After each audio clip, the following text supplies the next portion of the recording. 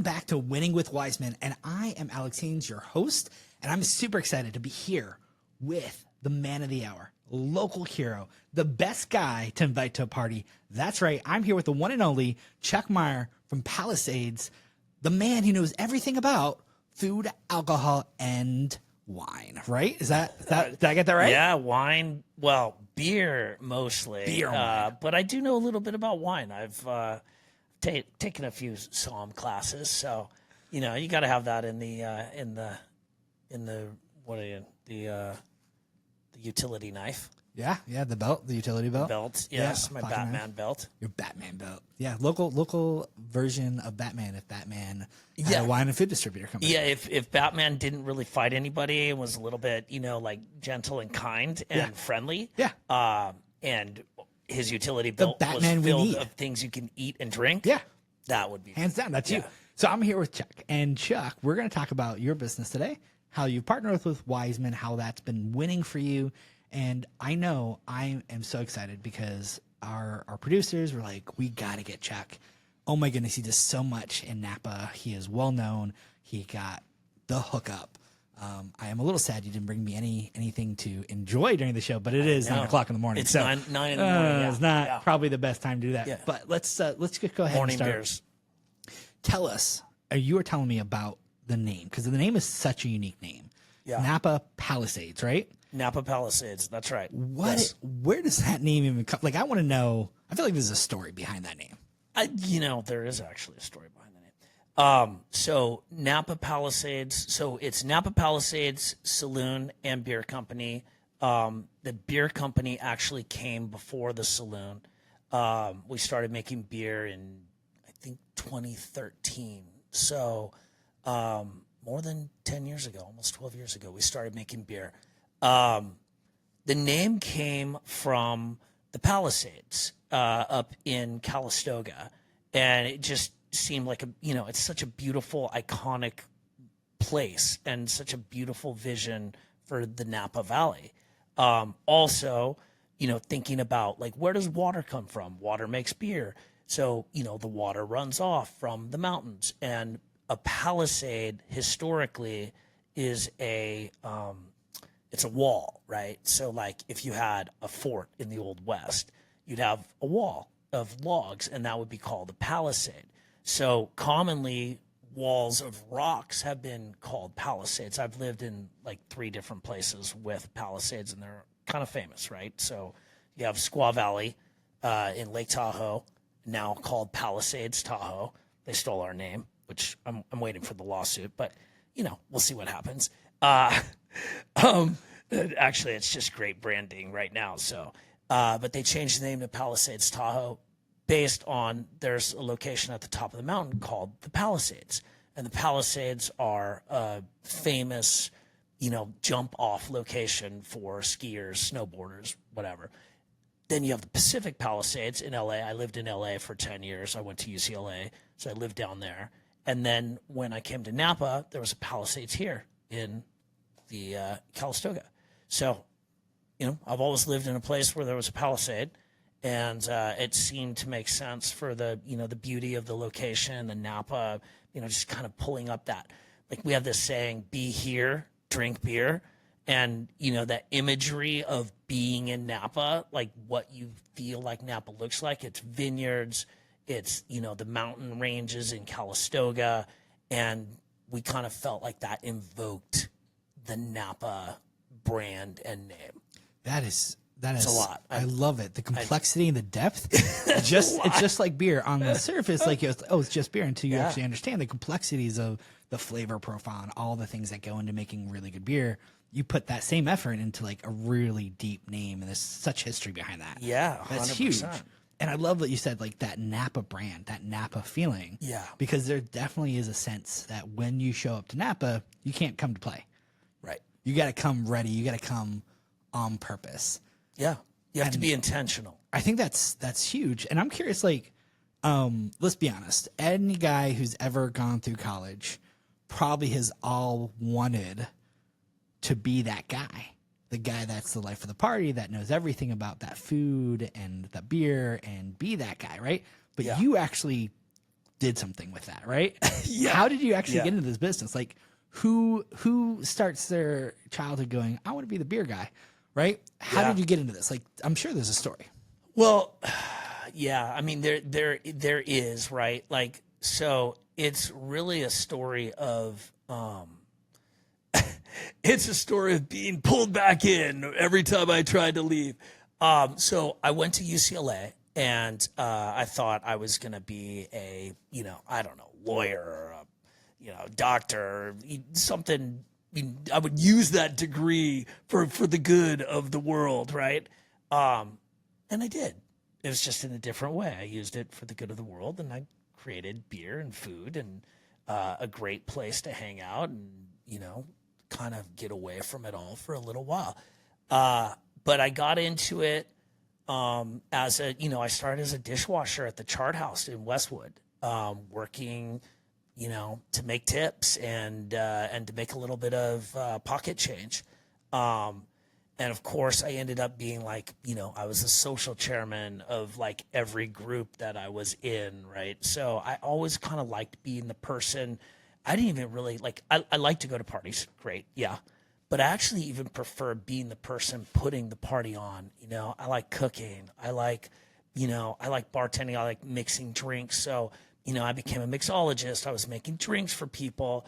So I was always into, like, how do we put this together? How do we pair it correctly? Like, even if we're having burgers and, hot dogs, like, how do we get the great toppings? How do we put it all together? How do we get the best ingredients? I was eating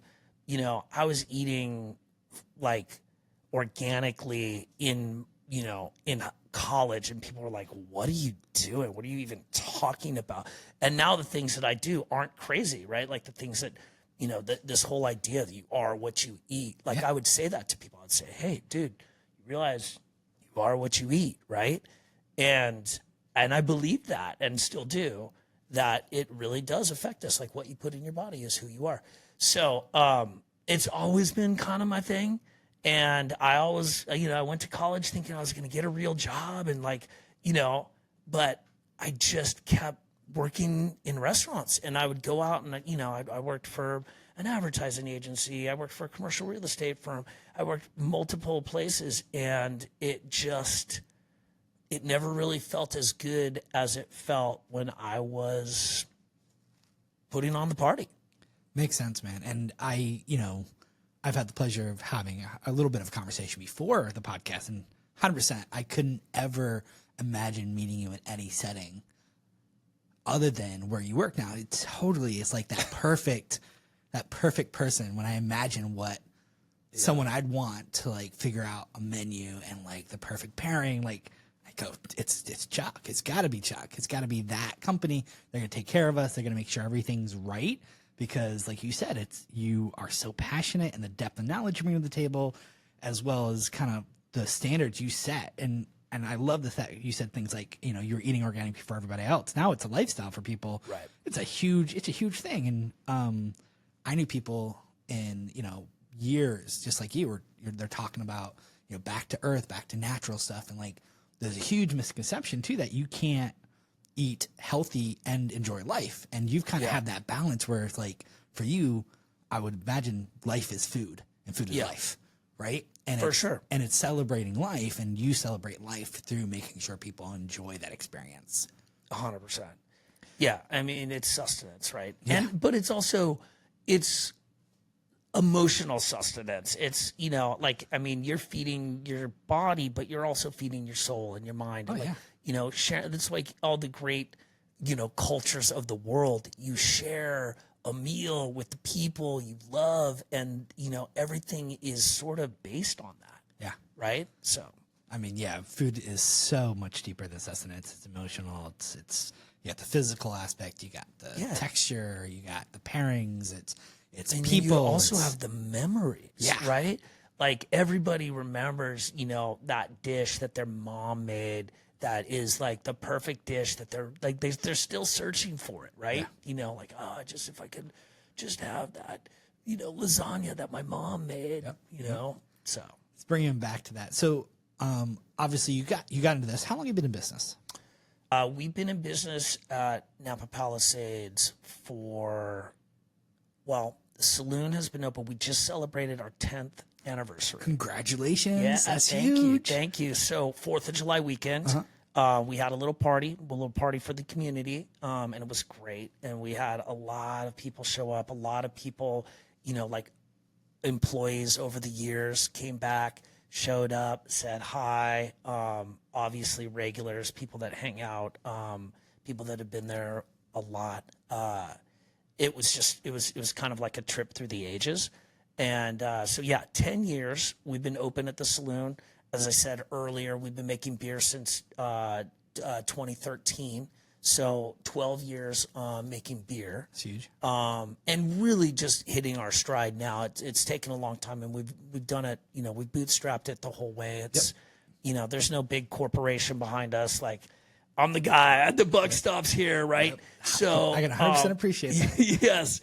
And but we have a brewery now. We've built a full size brewery. We're really starting to distribute along like the 80 corridor up here in like Vacaville, Fairfield, down into like the San Ramon, Danville, Walnut Creek area. So we're concentrating on that, extending out into that area from Napa, which is super exciting. And I feel like that will help get the brand, out. Yeah. And people, of course, love to come to Napa. So Huge. And I love that. So 10 years ago, yeah. help me out here, you ended up partnering with Wiseman, right? Yeah. Okay. When you first opened the doors, what does success look like for you? Well, it's so funny. We opened the doors and we didn't necessarily know what to expect. We've been making beer for a little while, and we actually had thought we were going to open up in Calistoga, but I live in Napa, and I'm like, man, I don't want to drive to Calistoga every day. And I see this location on First and Main, and I'm like, dude, First and Main, Napa, California, downtown Napa.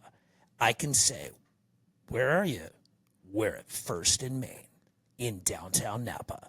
Like, it just rolls off the tongue, right? Like, of course that's where you want to be. So this spot was available, and I'm like, I'm just a guy. I don't have a lot of I don't have a big bank account. I don't have a lot of, attributes other than I really care, and I'm really into this, and I'm earnest, and I'm honest, and You had a plan and a smile. and I had a plan, and I had a smile. And so I really wanted the location. So I kind of hounded them. It was, I think it was Brian Wills from Wiseman at that time, and Doyle. Yeah. And I get in the room with them, and they had a couple of other candidates, right? They had a couple of other people that they were looking at for it. But then they finally said, hey, you know what? We're going with you. And I sold them on it, right? Like I sold them on the whole picture. I think I was the most passionate. I may not have been the most financially viable, but I was definitely the most passionate. And it was really cool. They respected that, and they went with that, and we worked together, and they knew I wasn't, as funded as probably, some others, but they were willing to bet on me and bet on my passion, and that was really cool. And it really was a great relationship. I mean, we negotiated that first lease, and we went back and forth. We really worked out all the details of what would work for both of us. And they always made a commitment to helping us. We expanded a few years in when we took over the location next door, and they made a big commitment to us. We made a commitment to the lease. They made a big commitment on construction, and it really was a true partnership. And honestly, if you're starting out in business, that is you're one of your first partners, other than the people who back you and invest some money in you, is with your landlord, and that's going to be your partnership, the entire time you're open. So you really need to look at that as part of the puzzle, right? Like, how do you make that relationship work? is it a good relationship, and do you guys have that back and forth? 100%. And let's just say to anyone's watching, like, let's be honest, 10 years. Yeah. Successful for 10 years. Yeah. Location, prestige, you got all that. You're downtown Napa, First and Main. That's First and Main. huge. And Napa, Yeah. the mecca for food and alcohol. Let's be honest, right? Yep. That is where you want to be. And 100%. like you said, that partnership where they made the commitments to you. And let me put you on the spot. Are they delivering? Yeah. Yeah, absolutely. I mean, like I said, so we had that expansion. We expanded into the shop next to us. We went from 2,000 square feet. We're tiny. The original Napa Palisades Saloon was just under 2,000 square feet. I think it was like 1862 or something like that. Somewhere around 1862. Sure. But it was a little spot, and it was great because it was full all the time. We, when we first opened the doors, we didn't know what was going to happen, but we were packed from the beginning. And then we had the opportunity to expand in 2020, and we wouldn't have been able to do it ourselves. We didn't have the money for a full build out of another like 1,400 square feet. But Wiseman was like, hey, we believe in you, and we think you're the partner that we want in that spot.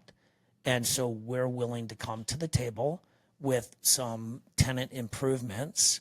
If you can come with something and we can come with something, can we make this deal happen? So we did it together. And, like I said back earlier, that's a true partnership, right? Where two parties come to the table and agree to work together to make it better for both parties. And it's a win-win, right? Hence the title we came up with the show, Winning with Wiseman. When I was asked, like, hey, we want to tell these stories, what do you think? I was like, dude, you're telling me about all these businesses who started that have grown, have been successful because you guys have invested. Like you said, we're talking about a company who doesn't have to, but chooses to invest back into their people and making sure they have a good relationship. I've been hearing horror stories from other places. I'm not going to name any of them because we know who they are, right? Where they literally hand them a key and they walk away, and until something breaks or something's on fire, right, or there's a lawsuit because they did not deliver or they lied, these people disappear. They're like, well, where's the rent? Yeah. Right. And that's not what you have. And this, what's so cool about Wiseman is they really care. It goes much deeper than about square footage. It's much deeper than your tenant, right? And we're just here to collect a check. They want to see everyone succeed. Yeah, we've had multiple. I mean, you want to talk about COVID, right? Like they were of all the stories, and I'm on the board of directors for the Downtown Napa Association. I'm on the board of directors for the Chamber of Commerce. Like I know and am friends with a lot of the people who do business in downtown Napa. A lot of the stakeholders, a lot of the chefs and owners and, management of all these businesses. And I know that in my case, I had the best relationship with my landlord that made things so much easier in a very difficult time, right? There were so many people that weren't even in contact with their landlords, or their landlord didn't understand or care about the position they were in. Their mindset was like, hey, rent's due. You signed a lease. Like, it's not really my problem as to what's going on in the world. But Wiseman was not like that at all. They were like, look, we get what's going on in the world. Your problems are our problems. Let's work on this together. And we did. Again, it was another time where we went back to the table and negotiated.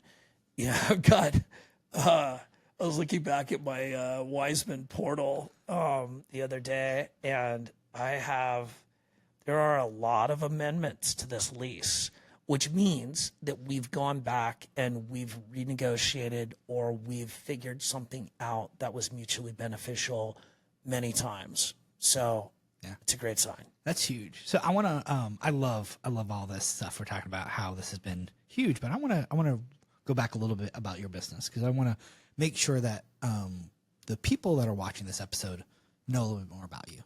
We know you're first in Maine, right? Yep. You're still there. Still You've there. expanded. You now have over 3,000, 4,000 square feet? We're at about 3,400 square feet. 3,400 square feet. Yeah. That's huge. Your saloon, you do distributing, right? Yep. Beer mostly is your thing. Beer. Yep. Tell us how people can find out more about you. Yep. And how people can reach out if they want something. Like, what do you offer to the general public? Are you just B2B? Are you B2C? Help us understand, like, Both. Okay, so first and foremost, the flagship is at 1000 Main Street, at the heart of downtown Napa, at First in Maine. And our website is www.napapalisades.com. And you can find out a lot of the information there. We also have another website for the beer company. That's www.drinknapabeer.com. love that. Yeah, it's awesome. That was one of those like, oh, that is good. We really like that. We actually, we partnered, there's going to be a common theme with us, but we partnered with another local brewery and built a brewery all together on Action Avenue. So people can go to our brewery at 1721C Action Avenue, and you can taste the beer there. There's a tasting room. It's a full, it's about 5,000 square feet, but there's a full brewing facility. We're expecting to get to about 4,000 to 5,000 barrels a year, which is pretty large production. I mean, it's not large production, but it's a good small. size. It's not small, and it's a good size. I mean, I think right now in the beer industry, there's a lot of stuff going on. There's a lot of, there's movement away in certain cases and demographics from drinking beer, but there are also very, very loyal beer fans. So it's really advantageous, actually, strangely enough, it's really advantageous to be at the size we are right now, which is pretty small and flexible and nimble.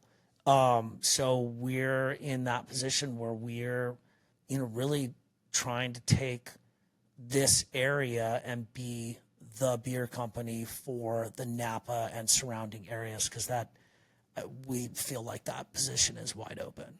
That's pretty awesome, man. Yeah. I can't wait to see as you guys grow what you're going to do, because you're very involved. Just touch base, like, to those who don't know, you're not like a little bit involved in Napa and like the happenings. You're like very involved. Can you just, for the sake of making sure everyone's aware, because I know a little bit about like what you're involved in, but I don't know if the audience does. What are all the things you're involved? Because I know one of them you're wearing on your head.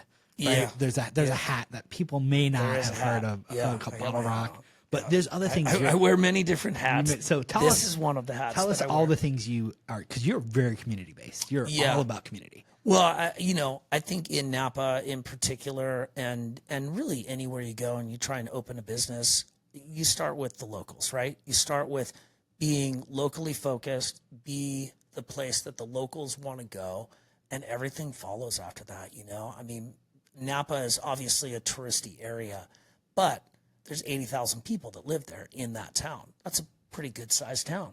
So my philosophy has always been to focus on those people. It's where we live. It's where my kids go to school. My wife is from St. Helena, so she's from the area. And we always have just focused on being community based. So, I try to give up a little bit of my time. Like I said, I'm on the board of directors for the chamber, board of directors for the Downtown Napa Association. I do work, as you indicated, for Bottle Rock. So I'm actually the first and only food and beverage director for the festival. So I've been the food and beverage director for Bottle Rock since 2015. I wrangled the food the year before that, but then they decided they needed a food and beverage director, and that I was that guy. So I've been running the concessions and also catering. So artist catering, staff catering, all that stuff behind the scenes, plus, 70 vendors, the food vendors, and then all the bars. And we have. Do you sleep? I'm just curious. Oh, no. No. Okay. No, Yeah, that there's makes no sense. time for sleep. No time for I also sleep. have a 5-year-old and an 8-year-old at home, boys, and they don't sleep. But there is time for beer. There's always time for beer. But not for sleep. Yeah, no, time for beer, but not time for sleep. So I'm I'm involved in all that, and I try to do everything that I can to help out the community and stay relevant. So. I love it. For those who are socially minded, social media minded per se, are you on Facebook, Instagram, TikTok? We are. We Nice. are on all those things. What is our? I think it's at Napa Palisades. Well, you know what? My We wife can drop it. My wife does all the social media stuff for us, and she's awesome at it. She's a little bit younger than I am, so she's like, she's really in the demo. Nice. She's in the zone.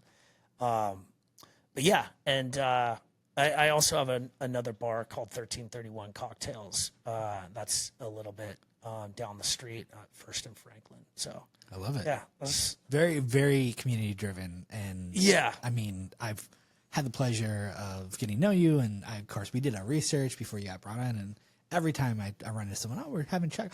Oh, you got Chuck coming. Oh my goodness, he's going to be amazing. Dude, he is it. He's the man. Yeah, we were so excited to have you join our little show and like really talk about your business and share with us your world, because I think it's so fascinating, and we could probably do an hour plus just talking about good food and like Oh yeah, we could talk about. I mean, I love to talk about like other places, right? Like I'd love to, like tell other people about our friends in the community and what they're doing. I mean, they're a big part of our support, right? The other restaurants are the people that keep our restaurant busy, right? Like, so I'm gonna put you on the spot again.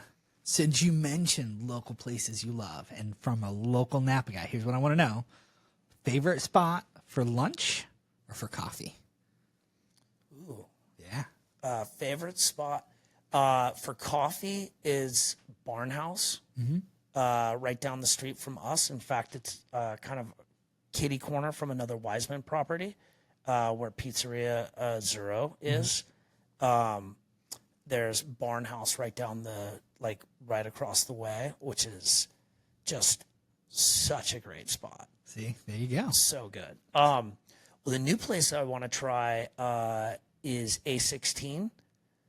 They are from San Francisco. They just opened up a spot in downtown Napa. Great spot. But some of my local favorites, the Garden by Tannery Bend is a great lunch spot. We got Scala, which people love. That's a nice Mediterranean, Italian spot. That's amazing in downtown Napa right now. The old go-tos like Angel or Zuzu, right? Like you got the tapas at Zuzu. You have the French, influence at Angel. Like those places are just all great. But of course, I prefer you go to Napa Palisades Saloon. I was gonna say, I feel like the best place. Yeah. Now you guys do beer. You guys do food as well. Yeah. Okay. We're a regular. We like to say that we do bad things to good food. Yeah. Right. So we're gonna be your spot that you're gonna find your fried foods, your burgers. We got 17 TVs. We always have the Sunday ticket. We've got a lot of sports going on all the time. Great bartenders, friendly staff.